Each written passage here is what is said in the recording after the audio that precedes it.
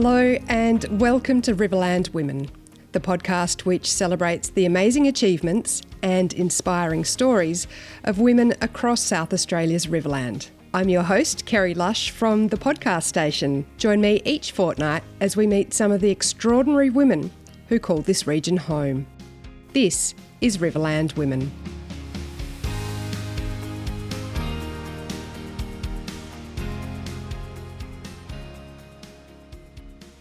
It's a long journey from the bustling streets of central Dublin to the outskirts of Renmark. But for Stephanie Brookes, it's a journey that has led her to exactly where she wants to be. Her path to the Riverland has included a stint as a winemaker, despite no formal qualifications. And then she ended up blending more than wine. She also met her husband Andrew. Now deeply rooted in the Riverland and working for the Renmark Paringa Council, Steph has made this community her own, pouring her heart into creating and fostering connections. But life in Australia hasn't always been straightforward for Steph. After welcoming her two daughters into this world, she faced a few new challenges, including an ADHD diagnosis. This is Stephanie's story. I grew up in Dublin, Ireland, so very, very different to here, to sunny old Renmark. I grew up on a main road in central Dublin, 5-minute walk to Grafton Street, which is the equivalent of Rundle Mall. And I didn't learn how to drive until I was 24, until I realised I was going to emigrate. And very, very much a city girl. What was your childhood like in a big city like Dublin? If you're in a really busy area. Really, really busy. It was always go, go, go. You learn to navigate public transport from a very young age, because I was using public transport on my own from about 7, 8 years old. Oh, wow. Yeah, just very, very busy, lots of people.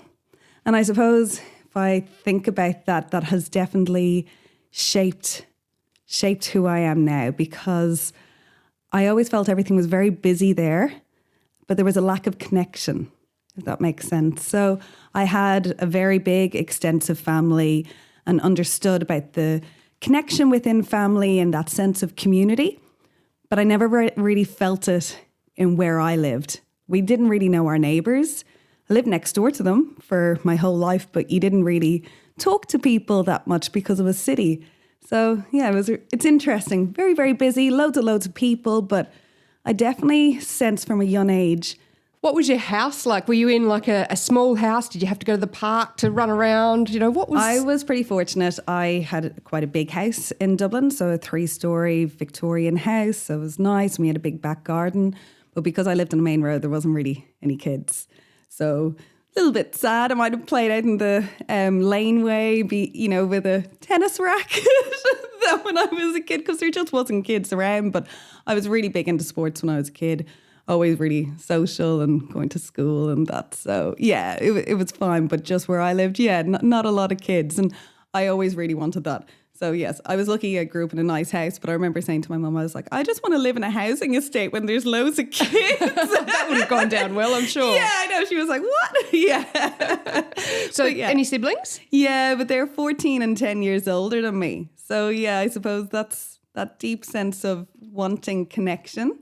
Yeah, it's been there since a very young age. Yeah. Now, you said about sport. What sort of sports are popular in Dublin? Well, I did loads of ballet, dance, gymnastics, but hockey, Gaelic football, did a bit of that, basketball. We did mostly all the sports you guys do here, except netball. Did not do that over in Ireland. Yeah, that's a UK sport. And we didn't do it in Ireland. So I've learned about that since I've come here. Yeah. Fair enough. And so you did all your schooling in Dublin? Yes, I did. I did primary, secondary, and then I did my university education. So I did my business degree, and then the big recession, the Celtic boom crashed. And when I graduated from uni, there was no jobs, massive recession. So I worked 3 part-time jobs because I wanted to get out. I suppose the Irish psyche is, if you can't find work, you got to get out. You got to find it. You don't want to stay at home. You don't want to, you don't want to rely on anybody else. You got to get out and find work yourself. So in 2011, after working 3 part-time jobs, I saved up enough money, and I came over to Australia with my then ex-boyfriend. So yeah. So what sort of jobs were you doing to try and save up that money to get out? I worked in the equivalent of the Sydney Opera House. It's called the National Concert Hall in Ireland. So that was amazing. I worked there for 5 years during uni, and it was actually voted in the Irish Times as being the best part-time job in the country. Oh, wow. It was, yeah. It was, because you got to see the world's best musicians. And yeah, that really... Who'd you see? Everybody, like the best Philharmonic Orchestra to... John Williams. Like, I got to present flowers to him as well when he did one of his music scores in there, like, because he did all the Indiana Jones music and James Bond. So yeah, that was really, really cool. So lots of people. I did that, and I worked in a jeweller's, and I also worked in a wine merchant's. So the wine merchants was my brother-in-law's, and he is one of the longest running wine merchants in Ireland. They've been around for 275 years. And it was because of my work with him that from when I was about 13 or 14, I would always help and like pack boxes at Christmas and that. But I really got into wine and more about the consumer behaviour, the psychology. So Robert's shop, my brother-in-law, people would come in and say, oh, Robert, Dad would come in, the week before Christmas. I have to come in. I have to do the same thing. I have to get the same wine. And I always found it really interesting that people had this really strong emotional attachment to wine and their experiences. And so when I went into my final year of uni, you needed to do a thesis and whatever topic you wanted to do. So I did mine in a group thesis based on the consumer behaviour in regards to purchasing wine. So what is it that motivates people to buy wine? And oh my gosh, there is so much literature out there. Wine is, it's revered. It's the only beverage and food product that is comparable to the blood of Christ. So it's pretty significant. And yeah, so that was really interesting. And I suppose that's how I came to be in the Riverland. Yeah. So just going on to that, your thesis on wine, and I would say that's probably changed a bit too over the last, when did you sort of do your thesis? So 2010, 2011, that's when I did mine. And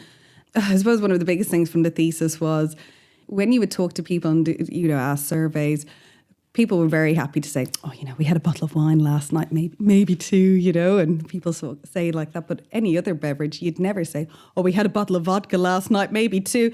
You might look at people a little bit odd, So that was interesting to hear how everybody has different relationships with that beverage and what it means to them. And yeah, then the price points and how different it is when people are buying $10, $20 bottle to $100 to $1,000 bottle. And yeah. So it's quite romanticised, I guess, in some way. Yeah. It is. Yeah. Okay. Yeah. So you saved up enough money. Mm-hmm. You headed for Australia. What was your idea? Where did you end up and why? So I travelled the East Coast for the first 3 months and realised, oh my gosh, Australia is not like Southeast Asia. It's so much more expensive. Oh my goodness, what am I going to do? So I went to Sydney to find work, and I got work in the Cancer Institute of New South Wales in the ethics department. And I redeveloped their records system. So that was different, but it was really, really interesting to understand government and to understand how different not-for-profits as well can work together, and how everything is interconnected in that space. So that was really interesting. So I did that for 6 months, and then I realised I really actually wanted to as well. In that time, I'd have broken up with my ex-boyfriend. So he was Irish? He was Irish, John, and yes, we broke up, and that was the best thing. It was a new beginning for me. I'd left everything that I'd been told to do or to think, and this was my time to, what will I do and what can I do and what do I enjoy doing? Because, when you study a degree as well, you're constantly looking at the literature as to what do other people think and what do they say? And then it was like, hold on, what do I think? What do I want to do? So that was really interesting. And a friend of mine, it was really interesting. She was in New Zealand with a girl who had travelled over to Renmark, worked for Costa, and she was living with my friend Aoife. And I was saying to her, I was like, I really need to do my regional work because I want to stay here for another year. was like, I don't know what to do. I might go up to, I was thinking of going up to Queensland and going strawberry picking. Thank goodness that did not eventuate. That would have been hard work. That would have been very hard work. So yeah, she recommended that, oh, well, if you're into wine, my friend who I'm living with, she's just been in the Riverland, and that's a really big wine region. Maybe you should see if there's any jobs around there. So I went on to wine industry jobs, and I saw Accolade had a winemaking job. Not that I can do winemaking, I'm not qualified in that, but I rang up Berry Estates and I said, hi, have you any work going? Do you need anything? And this was about the end of January. And, the person there said, what do you mean? What do you mean? What kind of jobs are you looking for? I was like, do you need somebody to pick any fruit? He was like, love, we're bulk here. Like, I'm like, what does that mean? I was thinking of like these cute little wineries that I had seen in Europe. And yeah, I received a whole education coming down to the Riverland, and understanding about the wine industry here was really, fascinating. But I had nothing to really compare it to. It was just huge. It's just a lot of wine. So what job did you end up with there? I was a winemaker. Oh, you did? I got the vintage assistant winemaker role for 2012, and my sales pitch was, look, if I'm really good at organising. I'm really good at communication skills, and my chemistry, look, it was good at school. I lied about that. But I just said, give me 2 weeks. If I fall flat on my face, I'll walk away. But hey, I think you need me as much as I need you, because I needed to do my 90 days work, and they needed a vintage assistant winemaker because their person had pulled out. So it's kind of meant to be. Yeah. And did you enjoy it? I loved it. I really, really loved it. I'd never been in any type of experience, like, it was totally new and different. And yeah, it just showed me that it's working with people and being able to connect with people, work with them, and understand that you don't have to do everything, but you have to be responsible for your part and work with others. You can do anything. And that was really, really good. And I think being, 25, I'd just broken up with my ex-boyfriend, and, the world was my oyster, but the world was so big and scary. I didn't know if I could do this, and that I did. Yeah, that was amazing. It lifted my spirits so much. So that was brilliant. Yeah. How did you go about going from Sydney to here, finding somewhere to live? You probably needed transport, all of that sort of thing. Yeah, it was really interesting. So I put my apartment up in Gumtree in Sydney, and that was snapped up within a couple of days because I lived in Surrey Hills. So that was, really easy to do that. Getting here, that was hard. So I got the Premier Stateliner bus and landed in Glossop, and I was fortunate that the winery had a house there for me. But, just funny living on the river, and the house was on river water. And I remember the person, when he showed me through and he left, I thought, oh my gosh, how rude. He didn't even flush the toilet after he used it. Oh my God.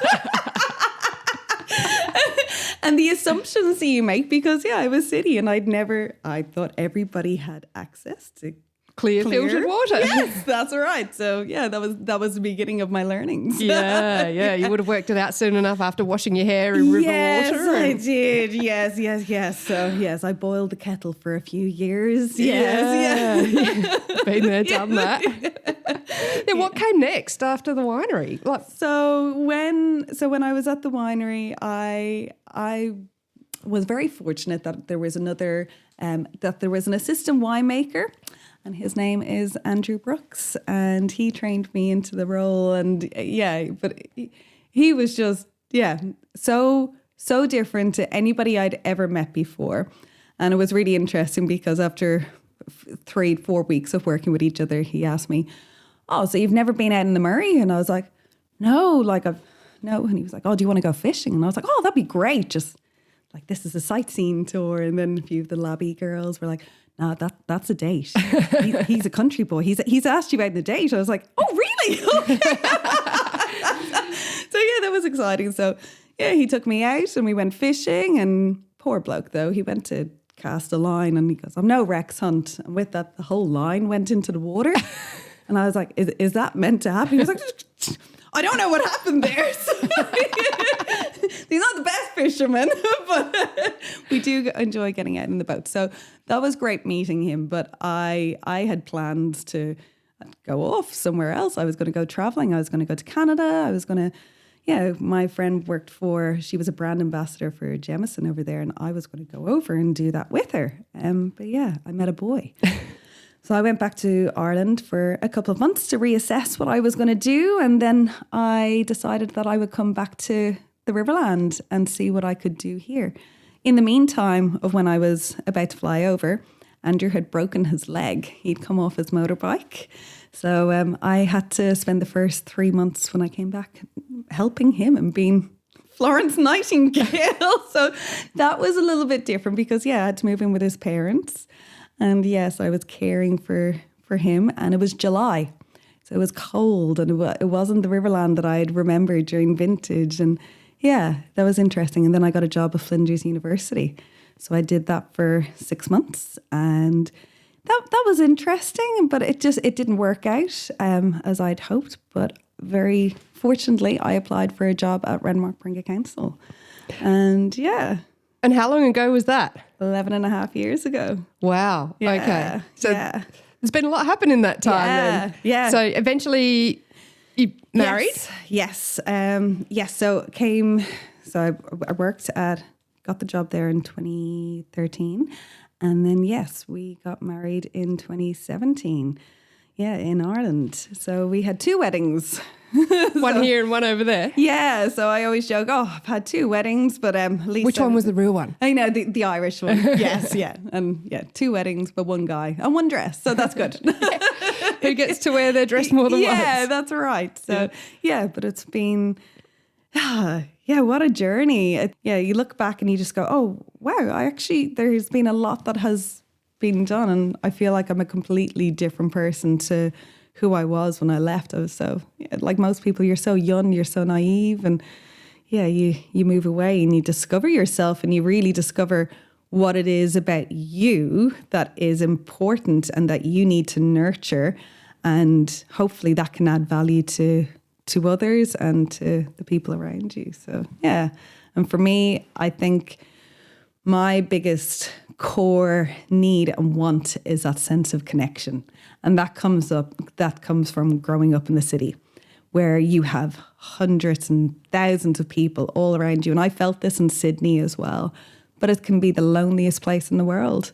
And I think coming to the Riverland, I have been so fortunate to really forge that strong connection with people, and that this is my home now. And I refer to here as home, and I refer to there as over there. Oh, that used to be my home, Ireland. So yeah, must have been pretty tough for your family. Yeah. I think hard for us all, because everybody has expectations, and that's something that I've just come to the realization that you can never meet everybody's expectations, and everybody's expectations will always be. They'll never be met. They just can't. And you got to learn to be comfortable with that. So, starting to become comfortable in that. Do your parents still hold out hope that you'll move back over there one day? No. And I think if I'm being really honest, that has been very hard, because they don't want to know my life over here. So that is the tricky part. So and I suppose that feeds into why this community is so important to me, because this is my home, and this is my home for my girls and my family. So I really want to make this the best place that we can live. And it is disappointing that my family haven't wanted to come out and experience that. But in their mind, the only way to live is in a city. They just can't understand the country life and why you would do that. And that's their loss, and that's something that I've just learned that I need to be comfortable with. I can't make them change their mind. That's right. That's that whole let them thing, isn't it? It is. Yeah, it is. 100% let them. And just they'll work it out on their own. Maybe one day, but I'm not going to wear that anymore. Yeah. You've now got 2 little girls. Yes. Growing up. Yes. How was that, having your children over here? Oh my gosh, so hard. But so hard in the sense that it doesn't matter where you are in the world. Becoming a mother is just, it's huge. It's just nobody. It's a big shock to the system. Nobody can prepare you for it. But I'm so grateful that I did have my children in Australia, because the health system is so good over here. But also the people have been awesome. So I don't have any family here. Andrew and I don't have family in the Riverland, but we have felt so overwhelmed by love and support from people in our community that it has been really, really nice and special. So at times I thought it was hard, but then I did go back with Elsie when she was a baby and then when she was a toddler. And sometimes families don't help in the way that you think they're going to as well. And I don't mean that in a bad way. It's just, you're just so tired, and sometimes you would just like people to miraculously just know how to step in and do all the laundry and cooking and to, take care of you. But it doesn't happen like that. So it's been really, really hard, but I've loved it. And being a mum has, made me feel really whole, and I love it. And you've built your community, built your village around you. Yes, which is so important. You really do. And I suppose becoming a mum has... becoming a mum, being, going through COVID, being on the other side of the world, being in the job that I'm in, I think a lot. And I suppose with the sleep deprivation that came with my 2 daughters, that really did impact my mental health. And that was really hard, because I feel like nobody really spoke about that before. It was just like, but if you did, it was, that's postnatal depression. But for me, I knew that there was something, but it wasn't that. And I didn't feel comfortable with that label. So during my last maternity leave, I really advocated to my doctor to say something's not right. And I don't want antidepressants. They're not for me, but something is not right. And thankfully, I kept on advocating for myself, because I discovered that I had a few health issues, but I've also received a diagnosis of ADHD. And that has been, wow, so good. Like, people say, you don't need labels. But for me, it was so good, because it allowed so much kindness and understanding to myself. Sorry, no, I get emotional. But I feel that I have for years been masking ADHD to try and fit in, and then understanding, that's why I have it. I'm never going to think like other people, but that's okay. That has been amazing. So becoming a mother, living on the other side of the world, lots of things have compounded my mental health going the way it did, and maybe not having that family support around me. Maybe it was a good thing, maybe it was a bad thing, but it made me reach out for help, and I was able to get the right help that I needed. And I have found that, this world of ADHD and understanding my brain and how everybody's brain, like, really, let's be honest, probably a lot more people are neurodivergent than we really, really know. And that is really helping me in understanding people and just going, they're not being that way to be bad. That's just the way they are. That's okay. And hey, I'm just the way I am as well. And that's okay as well. So a lot more understanding. Yeah. How do you then use that to your advantage, or work with it, I guess? Okay, well, I'm honest about it now. So I will talk to those who work with me closely. One of my big things is that I need to talk things out. I don't necessarily need that person to come to me with a solution. I just need to talk it out, and then I will come to that solution. But I need to tell people around me, this is just how my brain works. And that has been, it is useful, because at least I don't feel like I'm crazy telling that to people. Like, I am a little bit crazy, but aren't we all? It's okay. It'd be pretty boring if we if we were all vanilla. Yeah, exactly. That's right. I have been, when I understand it more and I'm able to articulate it, then that helps me in working with people and being able to tell them this is how my brain is working. But I can also now see it in others when I feel like, maybe you're on the spectrum or something. And I'm like, don't need to say it, but I can feel it and just work with it. But definitely in terms of community and what I do and connecting people, it's been very, very useful. And now I know my strengths and now I know my weaknesses. My weaknesses definitely are my attention to detail. In some things, it bores me. And it's not my fault. It just does. But you give me really complex problems and people's emotions and how to connect things, that's when I thrive and I flourish in that space. So do you think it's helped you in your job and your work? Yes. Yeah. And parenting? Yeah, definitely. Because it's just, you understand it. If you can understand any system, then you can notice patterns and you're able to harness it or able to mitigate it by saying, oh, no. You know what, I'm not going to be able to do this. I need to outsource this or I can do this. And it allows you to be kinder to yourself. I'm not going to beat myself up for not being able to do something which I assume everybody else can. It's just, that's not what I can do. And I can do other things. Yeah. So it has helped. So tell us a bit about your job at the council, what you do, and I guess how you landed in that role. We sort of touched on that earlier. Yeah. But, I was so lucky when I joined council. I was the Riverlife Get Into It officer. So I remember that. Yeah. So Riverlife, get into it. Loved it. That was such a great role. You got to interact with the community, go bushwalking, trying to teach people about being healthy in their community with the natural environment and the foods that we have on offer here in the region. So it was really good for me as a foreigner to understand community, the region, food, what you can do, and to interact with people and to just connect.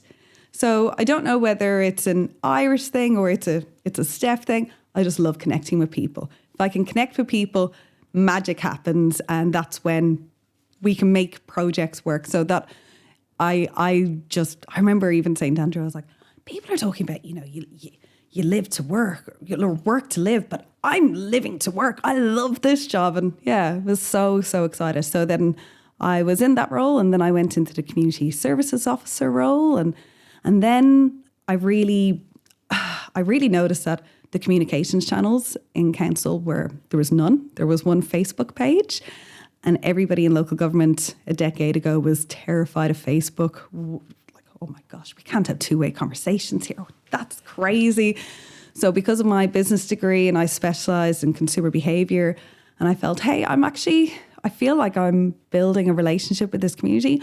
I feel like I can talk on this platform and I can be that conduit between council and community.